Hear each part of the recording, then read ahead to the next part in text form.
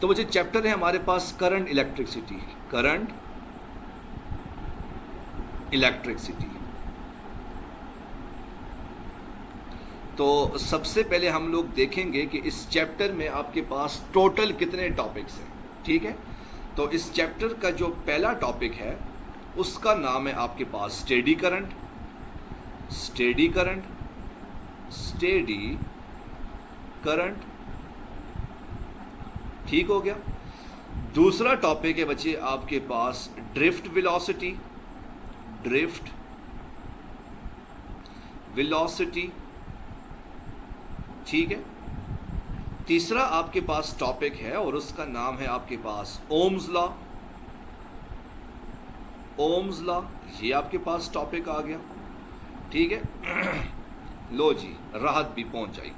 चौथा आपके पास टॉपिक आ जाएगा इलेक्ट्रिकल रेजिस्टेंस, इलेक्ट्रिकल रेजिस्टेंस, ये आपके पास चौथा टॉपिक आ जाएगा। अच्छा जी, पांचवा आपके पास टॉपिक है जी, वो है आपके पास temperature coefficient of resistance, affect of temperature on resistance, sorry हाँ, कंडक्टेंस एंड कंडक्टर और conductance and conductivity, sorry, conductance and conductivity, conductivity. पांचवा टॉपिक आपके पास कंडक्टेंस एंड कंडक्टिविटी आ गया। छठवां टॉपिक आपके पास क्या आ गया जी, affect of temperature on resistance, affect of temperature, affect of temperature on resistance, ठीक है। तो ये आपके पास बच्चे छठवां टॉपिक आ जाएगा। अच्छा जी, अब सातवां टॉपिक आपके पास क्या है जी, थर्मिस्टर, थर्मिस्टर। अच्छा जी, अब आठवां टॉपिक आपके पास क्या है इस चैप्टर का, आठवां टॉपिक आपके पास थर्मिस्टर के पास क्या आ जाएगा, इंटरनल रेजिस्टेंस, इंटरनल रेजिस्टेंस। बच्चे वो अपने घर से बिलोंग करता है, इंटरनल रेजिस्टेंस आ गया। नौवां टॉपिक आपके पास क्या आ जाएगा जी, मैक्सिमम पावर आउटपुट या पावर आ जाएगा,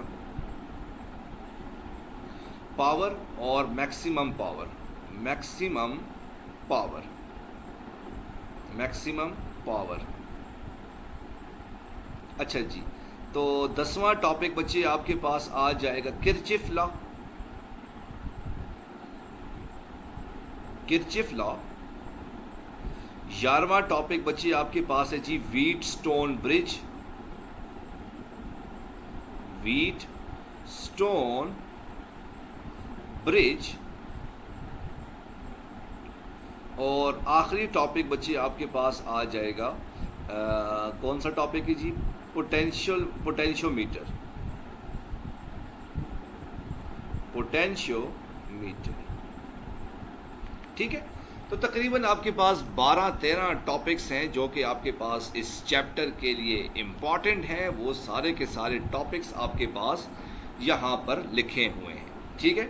अब हम बात करेंगे कि आपके पास इस चैप्टर में से इम्पॉर्टेंट टॉपिक कौन से हैं जो कि बोर्ड के पॉइंट ऑफ व्यू से इम्पॉर्टेंट हैं, कि बोर्ड के हवाले से आपके पास कौन कौन से इम्पॉर्टेंट टॉपिक हैं, तो इसके बारे में हम लोग बात करेंगे, ठीक है। तो पहले चैप्टर का टॉपिक आपके पास गाजेस लॉ था, और दूसरे चैप्टर का जो टॉपिक है, माशाल्लाह माशाल्लाह आज तो बड़े बड़े लोग यहाँ पर मौजूद हैं। हाँ, इट्स जीनियस भी पहुँच जाई। ऐसे तुम क्यों पहुँची हो, तुम अपने घर में ही ठीक थी। अच्छा जी, बोर्ड के हवाले से जो इम्पॉर्टेंट टॉपिक है वो है बच्चे आपके पास व्हीटस्टोन ब्रिज। लॉन्ग क्वेश्चन के लिए, लॉन्ग क्वेश्चन के लिए आपके पास ये इम्पॉर्टेंट सवाल है जो कि रिपीटेड सवाल है, ठीक है।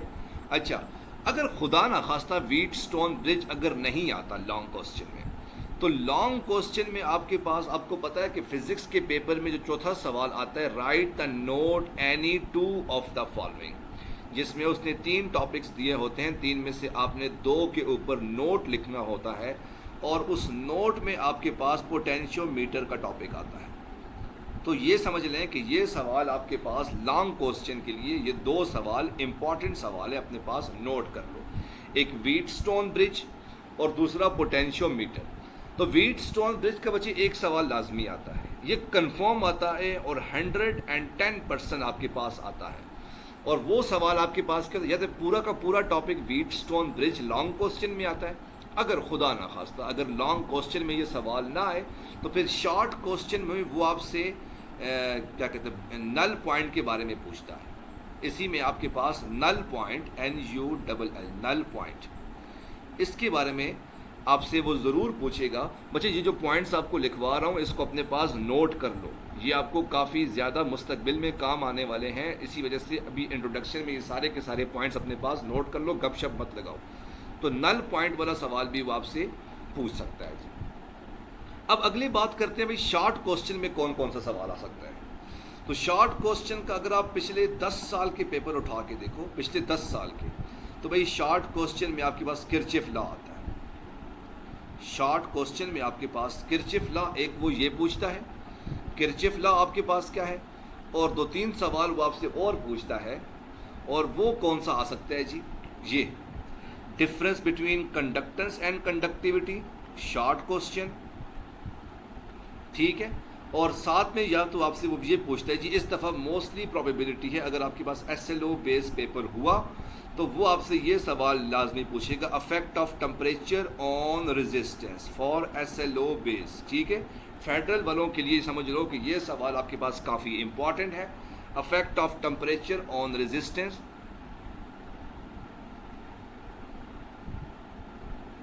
तो affect of temperature on resistance, तो ये आपके पास लॉन्ग शॉर्ट क्वेश्चन के लिए या SLO बेस के लिए इम्पॉर्टेंट सवाल है, तो इसको आपने ध्यान से देखना है। अच्छा जी, अब बात करते हैं भाई आपके पास एंट्री टेस्ट के हवाले से कौन कौन से इम्पॉर्टेंट सवाल हैं। अब एंट्री टेस्ट में आपके पास कौन सा सवाल आता है, ये बड़ी इम्पॉर्टेंट चीज़ है। तो एंट्री टेस्ट में जो NMD CAT के लोग देना चाहते हैं, मैं फिर से रिपीट कर रहा हूँ, वो स्टूडेंट्स जो कि NMD CAT का टेस्ट देना चाहते हो उनके लिए आपके पास ये जो टॉपिक है इलेक्ट्रिकल रेजिस्टेंस वाला, ये NMD CAT वालों के लिए समझ लो कि बहुत ही इम्पॉर्टेंट टॉपिक है, इसको आपने लाजमी देखना है। और दूसरा affect of temperature on resistance, ठीक है, कोफिशिएंट ऑफ रेजिस्टेंस नहीं, affect of temperature on resistance, ये आपके पास NMD CAT के टेस्ट के लिए काफ़ी इम्पॉर्टेंट सवाल है, इसको आपने लाजमी देखना है। क्यों? क्योंकि इन दोनों टॉपिक्स में से आपके पास न्यूमेरिकल टाइप क्वेश्चन बनते हैं, तो आपने इनको लाजमी देखना है, जो कि आपके लिए काफ़ी ज़्यादा इम्पॉर्टेंट साबित हो सकते हैं। Got it? तो ये मेरे पास पूरा का पूरा चैप्टर, इसमें इम्पॉर्टेंट सवाल, और इसको मैंने आपके सामने डिस्कस कर लिया। किसी बच्चे का कोई सवाल तो नहीं है? यहाँ तक किसी बच्चे का कोई सवाल तो नहीं है?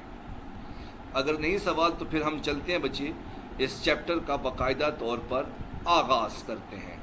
लेकिन उससे पहले हम लोग जो है वो राहत से दुआ करवाना चाहते हैं, क्योंकि सुना है कि मनहूस लोगों की दुआ एकदम से लगती है। राहत जीनियस लोगों की दुआ एकदम से लगती है। राहत बच्चे तुम दुआ करवा लो ताकि हम चैप्टर का आगाज़ शुरू कर लें, और हमारे पास जो है वो कहते हैं ना कि बाज़ औक़ात आप लोग जो है वो किसी काम को शुरू करो तो नारियल को फोड़ना चाहिए, तो ये तो ये आपको हो सकता है, ठीक है। हाँ जी सर, आपकी वॉइस नहीं आ रही, तो स्टार्ट करें, चलें जी शुरू करते हैं। अच्छा जी, तो सवाल नंबर वन आपके पास क्या आता है जी? सवाल नंबर 1 आपके पास ये सवाल SLO बेस के लिए इम्पॉर्टेंट है, difference between.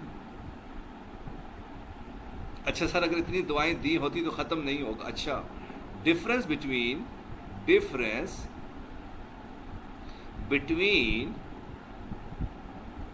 Conventional and steady current, conventional and steady current,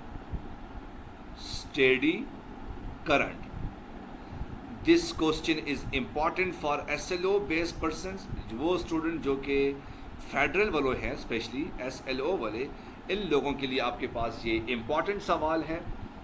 तो ये आपके पास आ जाएगा difference between conventional current and steady current, के कन्वेंशनल करंट में और स्टेडी करंट में आपके पास फ़र्क क्या है। ठीक है, अब चलते हैं जी इसके जवाब लिखने के लिए। ठीक है, तो आपने क्या किया, सेंटर में एक लाइन ड्रॉ की, एक तरफ बच्चे आपने लिखा conventional current, sorry steady current, steady current, और दूसरी तरफ आपके पास आ गया बच्चे कन्वेंशनल करंट, कन्वेंशनल करंट। एक तरफ आपके पास स्टेडी करंट और दूसरी तरफ आपके पास कन्वेंशनल करंट, आपके पास ये आ जाएगा। ठीक है, अच्छा जी, अब स्टेडी करंट की हम लोग डेफिनेशन लिखते हैं कि स्टेडी करंट की आपके पास क्या डेफिनेशन है, इसको लिखते हैं। तो point number 1, current due to the flow of negative charges, current due to the flow of negative charges, due to the flow of negative charges, यानी कि electron, negative charges, negative charges का मतलब क्या आ गया, electrons, is called steady current, steady current. The current due to the flow of negative charges is called steady current. ठीक है, what about conventional current, तो कन्वेंशनल करंट की आपके पास डेफिनेशन क्या हो सकती है, तो इसकी डेफिनेशन क्या आ जाएगी, current due to the flow of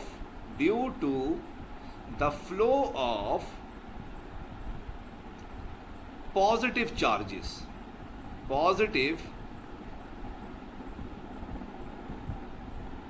हाँ जी इलेक्ट्रॉन्स भी कह सकते हो, पॉजिटिव चार्जेस। अब पॉजिटिव चार्जेस का मतलब क्या आ गया, ions, ions is called conventional current,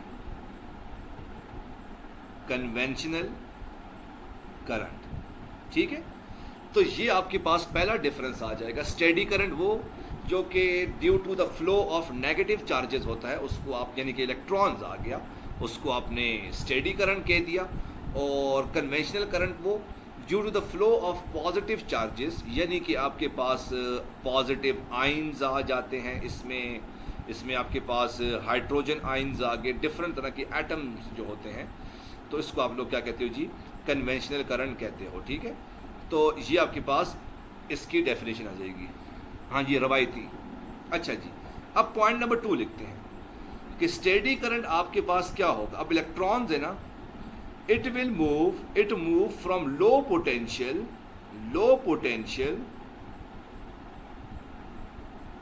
to high potential, ये आपके पास लो पोटेंशियल से हाई पोटेंशियल की तरफ मूव करता है steady current. What about conventional current, तो कन्वेंशनल करंट आपके पास क्या होगा, इसका उलट होगा, हाई पोटेंशियल टू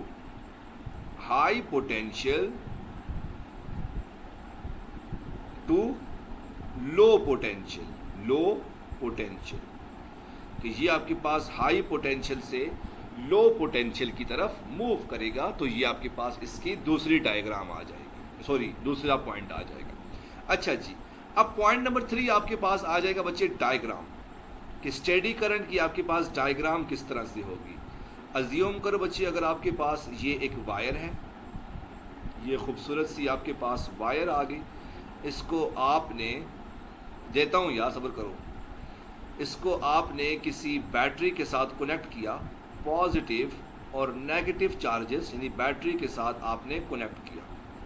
अब होगा क्या, आपके पास अब पॉजिटिव चार्ज जो है वो हाई पोटेंशियल है, नेगेटिव चार्ज आपके पास लो पोटेंशियल है, तो होगा क्या, इलेक्ट्रॉन मूव करेंगे नेगेटिव से आपके पास इलेक्ट्रॉन आए, इस वायर में आपके पास जितने भी इलेक्ट्रॉन्स हैं, ये इलेक्ट्रॉन्स ये जो मूव करेंगे और ये पॉजिटिव प्लेट की तरफ आएंगे, इस तरह की करंट को आप लोग क्या कहोगे जी, स्टेडी करंट कहोगे। Got it.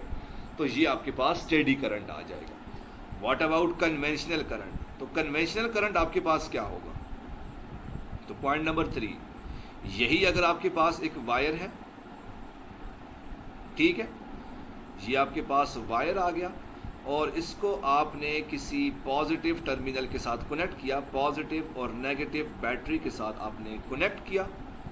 तो जब आप कनेक्ट करोगे तो अब होगा क्या, आपके पास जो पॉजिटिव चार्जेस हैं वो पॉजिटिव से निकलेंगे, डायरेक्शन आपके पास उलट हो जाएगी।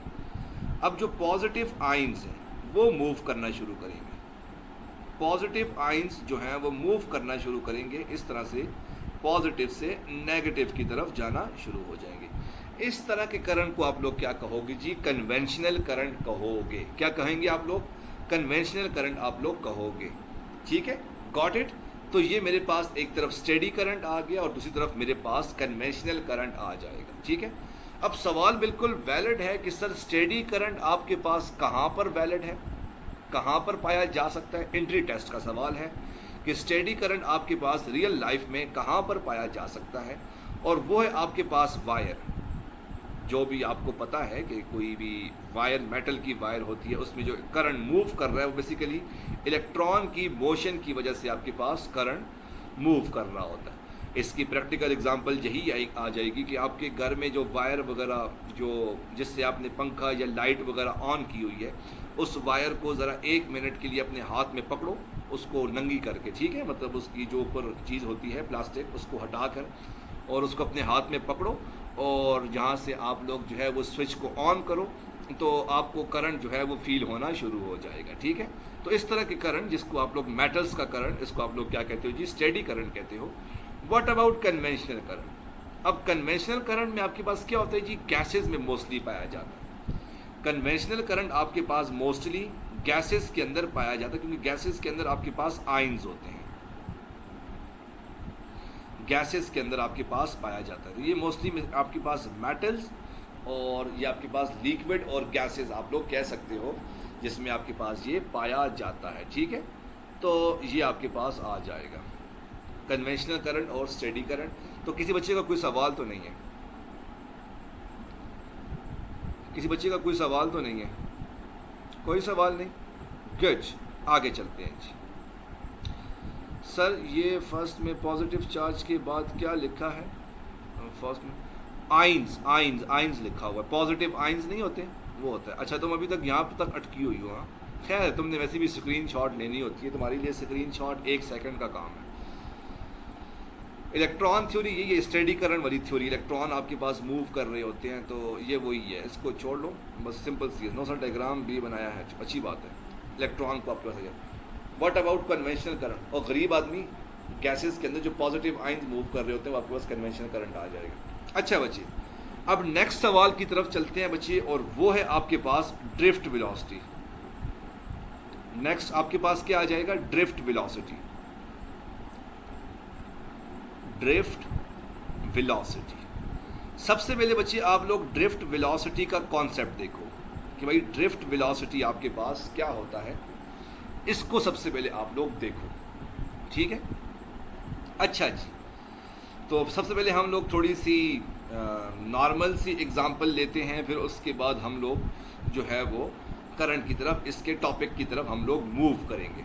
ठीक है, अज्यूम करो बच्चे आपका ये क्लासरूम है, ये आपका खूबसूरत सा क्लासरूम आ गया, और ये आपके पास बड़ा सा प्ले ग्राउंड है। बच्चे आगे जब करंट की बात करेंगे तो फिर उसमें हम लोग बात करेंगे। ठीक है, फिलहाल 2 मिनट वेट करो। ये आपके पास क्लासरूम आ गया और ये आपके पास ग्राउंड आ गया। अब ग्राउंड के अंदर डिफरेंट तरह के बच्चे खेल रहे हैं। एक बच्चा ऊपर की तरफ जा रहा है, दूसरा बच्चा नीचे की तरफ जा रहा है, कुछ इधर जा रहा है, कोई ऊपर की तरफ जा रहा है। मतलब डिफरेंट तरह की, डिफरेंट डायरेक्शन में आपके पास स्टूडेंट्स जो हैं वो घूम रहे हैं, फिर रहे हैं, और इनकी जो वेलोसिटी है वो आपके पास काफ़ी ज़्यादा। ग्राउंड के अंदर क्या होता है, जब आपको ब्रेक होती है तो आप लोग जो है वो अपनी इंसानियत जो है वो खो बैठते हो। कोई इधर भाग रहा है, कोई उधर भाग रहा है, कोई ये कर रहा है, कोई वो कर रहा है, तो ये आ जाएगा। अज्यूम करो भाई आपके पास ये बेल हो जाए, और अगर बेल हो जाए और खुदा ना खास्ता पीटीआई साहब, ये पीटीआई साहब खड़े हैं और पीटीआई साहब मौजूद नहीं हैं, तो एक स्टूडेंट भागता भागता ऐसे क्लास के अंदर जाएगा, दूसरा कुछ इस तरफ से जाएगा, तीसरा इस तरफ से जाएगा, चौथा सीधा जाएगा। तो हर बंदा डिफरेंट वेलोसिटी से क्लासरूम के अंदर जा रहा है। अब अगर पीटीआई साहब आ जाएं, पीटीआई साहब अगर आप जाएं यहाँ पर, तो हर स्टूडेंट जो है वो बिल्कुल एक लाइन में एक ख़ास वेलोसिटी से, एक कांस्टेंट वेलोसिटी से एक लाइन में मूव करेंगे। इस कांस्टेंट वेलोसिटी को आप लोग क्या कहोगे जी? Drift velocity. क्या कहोगे जी? ड्रिफ्ट वेलोसिटी कहोगे। Got it? मतलब constant velocity attained by the electron is called drift velocity. अब इसकी डेफिनेशन क्या होगी? अब इसकी डेफिनेशन क्या हो जाएगी ड्रिफ्ट वेलोसिटी की? ड्रिफ्ट वेलोसिटी, अब इसकी डेफिनेशन क्या होगी? पहली हेडिंग आपके पास आ जाएगी, डेफिनेशन। और वो क्या है जी? The constant velocity, the constant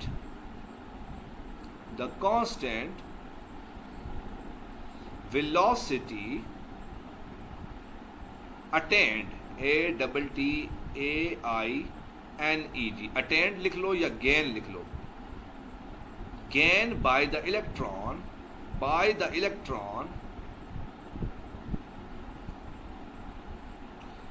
in external potential difference, in external potential difference या voltage लिख लो, in external voltage is called drift velocity, is called drift velocity। ठीक है? the constant velocity attained by the electron in external voltage is called drift velocity आ जाएगी। got it? तो ये मेरे पास drift velocity की definition आ जाएगी। ठीक है?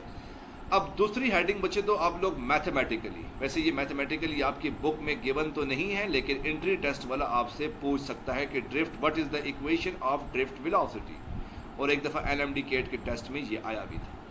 तो मैथमेटिकली अपने पास लिख लो। तो मैथमेटिकली आपके पास क्या होगा जी? J is equal to NEVT।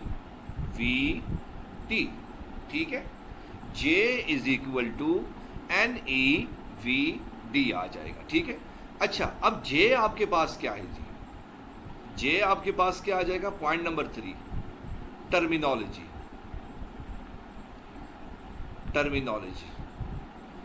थोड़ा वेट किया करो, थोड़ा हौसला किया करो। अच्छा जी, J आपके पास क्या आ जाएगा? Current density. J is equal to current density, यानी करंट पर यूनिट एरिया, करंट I पर यूनिट एरिया आ जाएगा। ठीक है? J मेरे पास आ जाएगा करंट डेंसिटी, जिसको आप लोग करंट पर यूनिट एरिया कहते हो। ये मेरे पास वेक्टर क्वांटिटी होती है। याद रखना, करंट डेंसिटी मेरे पास वेक्टर क्वांटिटी होती है, वेलोसिटी नहीं है, वेक्टर होती है। This is a vector quantity. अच्छा जी, अब NE मेरे पास क्या है जी? Number of electrons, number of electrons. और VD मेरे पास क्या है जी? Drift velocity. हाँ जी, ड्रिफ्ट वेलोसिटी। ठीक है? ये आ जाएगा। सवाल बिल्कुल आप लोग यहाँ से पूछ सकते हो। वैसे आपके जहन में एक सवाल आना चाहिए, लेकिन आप लोगों के जहन में सवाल नहीं आया, क्योंकि आप लोगों के जहन में जो है वो फेसबुक और टिकटॉक भरी हुई है। कोई एक शरीफ आदमी होता तो वो सवाल मुझसे ज़रूर पूछता, लेकिन आप लोगों के जहन में वो सवाल नहीं आया, तो मैं पूछूंगा भी नहीं तुम लोगों से। खैर, आगे चलते हैं जी। गरीब लोग हैं ना, क्या कर सकते हैं। तो ये आपके पास ड्रिफ्ट वेलोसिटी आ जाएगा। अच्छा जी, अब पॉइंट नंबर 4 आपके पास क्या है जी? रेंज।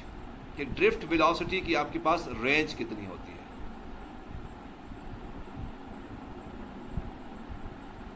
अच्छा, मैं आज मुझे बड़ा अजीब लगा आज ना, अजीब मुझे इस तरह से लगा। आज मैं फेसबुक इस्तेमाल कर रहा था, दिन का वक्त था, तो मैंने देखा फेसबुक पे हमारा एक स्टूडेंट है, उसकी वीडियो आई हुई ना, मतलब वो बैठा हुआ क्या कहते हैं, बड़ा स्टाइल वगैरह मार रहा था। ऐसे वो स्लो कहते हैं, स्लो मोशन कहते हैं, स्लो मोशन में ऐसे चल रहा है, पीछे गाना लगा हुआ है जी, और वो उसकी वीडियो उसने बनाई हुई टिकटॉक के ऊपर अपलोड की हुई, साथ में उसने फेसबुक पे शेयर की हुई। मैं उस वीडियो को एक दफ़ा देखा, दो दफ़ा देखा, 5-6 दफ़ा मैंने देखा। और उस वीडियो को देखने के बाद मैंने कहा यार ऐसे लोग भी पता नहीं फेसबुक पे या टिकटॉक पे मशहूर हो गए हैं जिनको घर में दूसरी दफ़ा सालन नहीं मिलता, दूसरी दफ़ा इनको खाना नहीं देते घर वाले, और कहते हैं भाई ये खाना तुम्हारा हो गया है। और ये भी यहाँ पर जो है वो स्टार बने हुए हैं टिकटॉक के ऊपर। अच्छा, मैं आपको एक और दूसरी मज़े की बात बताऊँ, दूसरी बात बड़े मज़े की बताऊँ। हमारा एक दोस्त था ना यार ये ऐसे बात करनी नहीं चाहिए, वो मेरा क्लास फेलो था बेसिकली, जब मैं कॉलेज में था, अपने कॉलेज लाइफ की आपको बात बता रहा हूँ। हमारा एक क्लास फेलो था, तो वो बड़ा ठरकी किस्म का आदमी था। बस वो कहते हैं ना कि हर जगह पर जो है वो ठरक मारता था, कभी एक लड़की के ऊपर, कभी दूसरी लड़की के ऊपर जी। तो वो उसको एक लड़की जो है बड़ी पसंद थी ना अपनी क्लास फेलो, मैं आपको रियलिटी बता रहा हूँ उसको एक बड़ी पसंद थी, और वो लड़की उसको बाव ही नहीं देती थी। वो क्यों? क्योंकि अच्छा नहीं, बस छोड़ो, ये राहत ने बात ऐसी कर ली है कि इसका मतलब है राहत जो है वो पढ़ना चाहती है ना, कमाल है। अब वो सीरियसली मैं आपको रियलिटी बता रहा हूँ, वो इस वजह से ना, क्योंकि हमारा जो क्लास फेलो था वो थोड़ा सा गंजा था, उसके सर के ऊपर बाल नहीं थे, और इतनी पेड़ी किस्म की उसकी शक्ल थी कि बंदा हैरान हो जाए ना। अब जाहिर सी बात है वो लड़की टॉपर थी, उसको कहाँ पे वो लिफ्ट देती थी, ठीक है। तो बेचारा लगा रहा, उससे कुछ ना हुआ यार। आप यकीन मानेंगे, फिर उसने उठाकर विग लगाई, विग लगाकर वो इतना हैंडसम किस्म का हो गया कि आप टिकटॉक के ऊपर सबसे बड़ा स्टार मौजूद है इस वक्त, जिसके बदले 10 लाख से ज़्यादा फॉलोअर्स हैं इस वक्त। मैं कहता हूँ पता नहीं यार कि लोग क्या से क्या बन गए हैं सीरियसली। नाम उसका मुझे टिकटॉक की आईडी का तो नहीं पता, लेकिन उसका नाम उस्मान हामिद है। आप कभी सर्च कर लेना तो मानी खान शायद होगा, वल्लाह आलम क्या होगा, शायद ऐसे अपने आप को वो बड़ा मानी कहा करता था, शायद हो सकता है कि मानी उसने अपनी आईडी का नाम रखा हो। खैर बात करते हैं जी आगे कि ड्रिफ्ट वेलोसिटी की आपके पास रेंज क्या है। बच्चे ये एंट्री टेस्ट का सवाल है कि ये आपसे पूछा जाता है कि ड्रिफ्ट वेलोसिटी की आपके पास रेंज क्या है, और वो आपके पास रेंज है 10⁻³ मीटर पर सेकेंड, ठीक है। तो 10⁻³ मीटर पर सेकेंड आपके पास ड्रिफ्ट वेलोसिटी की रेंज आ जाएगी। अच्छा, अब हम इसकी डायग्राम को ड्रॉ करते हैं। पॉइंट नंबर 4 आपके पास क्या आ गया जी? डायग्राम। पॉइंट नंबर 4 क्या आ गया? डायग्राम। अब डायग्राम आपके पास कैसी है इसकी? नहीं 10⁻³ है। एंट्री टेस्ट में ये जो आपको रेंज दी जाएगी 10⁻³ वैसे इसकी रेंज 10⁻³ से -5 तक होती है, लेकिन मोस्टली आपके पास एंट्री टेस्ट में जो गिवन होती है, एंट्री टेस्ट में जो रेंज आती है वो 10⁻³ है, और -3 के ऊपर ही आपने क्लिक करना है। वैसे इसकी रेंज 10⁻³ से -5 के दरमियान है, लेकिन एंट्री टेस्ट वाले में आपने 10⁻³ पे क्लिक करना है, क्योंकि यही आपके पास इसकी ठीक तरह से रेंज आ जाएगी। तो चलते हैं जी डायग्राम की तरफ। अब डायग्राम इसकी कैसे होगी? अज्यूम करो भाई, अगर आपके पास ये एक वायर है, ये आपके पास वायर आ गया। अब इस वायर के अंदर आपके पास बहुत से इलेक्ट्रॉन्स मौजूद हैं। तो अज्यूम करो पहला इलेक्ट्रॉन इस डायरेक्शन में जा रहा है, दूसरा इलेक्ट्रॉन इस डायरेक्शन में आ रहा है, तीसरा इलेक्ट्रॉन इधर जा रहा है, चौथा इलेक्ट्रॉन इस तरफ जा रहा है, पांचवा ऊपर की तरफ, छठवां ये जा रहा है। तो इलेक्ट्रॉन्स जो हैं वो डिफरेंट डायरेक्शन में इस वायर के अंदर मूव कर रहे हैं। अब इलेक्ट्रॉन की जो स्पीड है इस वायर के अंदर, क्योंकि फ्री इलेक्ट्रॉन्स हैं, इनकी जो स्पीड है आपके पास वो है आपके पास 2.6 × 10⁻⁶ मीटर पर सेकेंड। हाँ, रैंडमली मूव कर रहे हैं, और इनकी वेलोसिटी आपके पास क्या है जी? 2.6 × 10⁻⁶ मीटर पर सेकेंड, मतलब काफ़ी तेज़ है आपके पास। अब आप क्या करते हो, यहाँ पर एक्सटर्नल बैटरी को कनेक्ट करते हो। आपने क्या किया? बैटरी को इसके साथ कनेक्ट किया। तो जब आपने बैटरी को कनेक्ट किया, तो बैटरी को कनेक्ट करने के बाद हुआ क्या कि जितने भी आपके पास इलेक्ट्रॉन्स हैं अब वो एक डायरेक्शन में मूव होना शुरू हो गए। पहले इलेक्ट्रॉन रैंडमली मूव हो रहे थे, अब सारे के सारे इलेक्ट्रॉन आपके पास किसी एक डायरेक्शन में मूव होना शुरू हो जाएंगे। ठीक है, ये सारे के सारे इलेक्ट्रॉन आपके पास एक डायरेक्शन में मूव होना शुरू होंगे। तो जब ये सारे इलेक्ट्रॉन एक डायरेक्शन में मूव होंगे तो आपके पास ऑब्वियसली इसकी वेलोसिटी में कुछ कमी आएगी, और वो वेलोसिटी आपके पास कितनी होगी, 10⁻³ मीटर पर सेकेंड, -3 मीटर पर सेकेंड इतनी वेलोसिटी है। और ये मेरे पास कौन सी वेलोसिटी है, एक कांस्टेंट वेलोसिटी है, कांस्टेंट एवरेज वेलोसिटी। इसको आप लोग क्या कहोगे, ड्रिफ्ट वेलोसिटी। इसको आप लोग क्या कहोगे, this is a drift velocity. यानी जब इलेक्ट्रॉन सारे के सारे एक डायरेक्शन में मूव करेंगे, इसको आप लोग क्या कहोगे, ड्रिफ्ट वेलोसिटी कहोगे। अच्छा भाई, सवाल बिल्कुल वैलिड है कि सर करंट आपके पास स्केलर क्वांटिटी है कि वेक्टर क्वांटिटी है। अब जवाब याद रखना, करंट आपके पास एक स्केलर क्वांटिटी है। सर करंट आपके पास स्केलर क्वांटिटी कैसे होगी, करंट तो आपके पास वायर में किसी खास डायरेक्शन में मूव कर रहा होता है, तो आप कैसे कह सकते हो भाई कि मेरे पास करंट स्केलर क्वांटिटी है, उसको तो आपके पास वेक्टर क्वांटिटी होना चाहिए था। बिल्कुल वैलिड सवाल है। तो इसको ज़रा ध्यान से देखो, अज्यूम करो भाई आपके पास ये एक वायर है, ये वायर है, ठीक है, और ये मेरे पास इलेक्ट्रॉन है। इलेक्ट्रॉन इस डायरेक्शन में जा रहा है, दूसरा इलेक्ट्रॉन आपके पास नीचे की डायरेक्शन में जा रहा है। अब बेसिकली करंट आपके पास क्या है जी, current is the motion of electron. आपके पास इलेक्ट्रॉन की मोशन आपके पास क्या है जी, करंट आ जाएगी।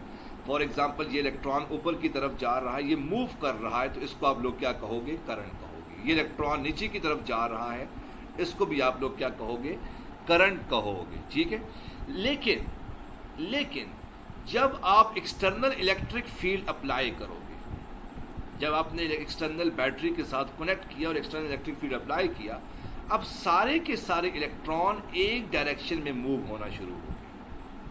सारे के सारे इलेक्ट्रॉन्स आपके पास एक डायरेक्शन में मूव होना शुरू हो जाएंगे। तो इसको आप लोग करंट नहीं, इसको आप लोग करंट डेंसिटी कहते हो। क्या कहते हो जी, करंट डेंसिटी। यानी आपके पास जब इलेक्ट्रॉन एक डायरेक्शन में मूव होना शुरू हो जाएं, उसको आप लोग करंट डेंसिटी कहते हो। ये आपके पास वेक्टर क्वांटिटी होती है। याद रखना, करंट डेंसिटी आपके पास वेक्टर क्वांटिटी होती है। क्यों? क्योंकि सारे के सारे इलेक्ट्रॉन्स एक डायरेक्शन में मूव कर रहे होते हैं। लेकिन करंट में इलेक्ट्रॉन्स आपके पास रैंडमली मूव कर रहे होते हैं, तो ये मेरे पास स्केलर क्वांटिटी होती है। ठीक है, तो आज के लिए आपके पास यहाँ तक लेक्चर काफ़ी है। किसी बच्चे का कोई सवाल है तो वो पूछ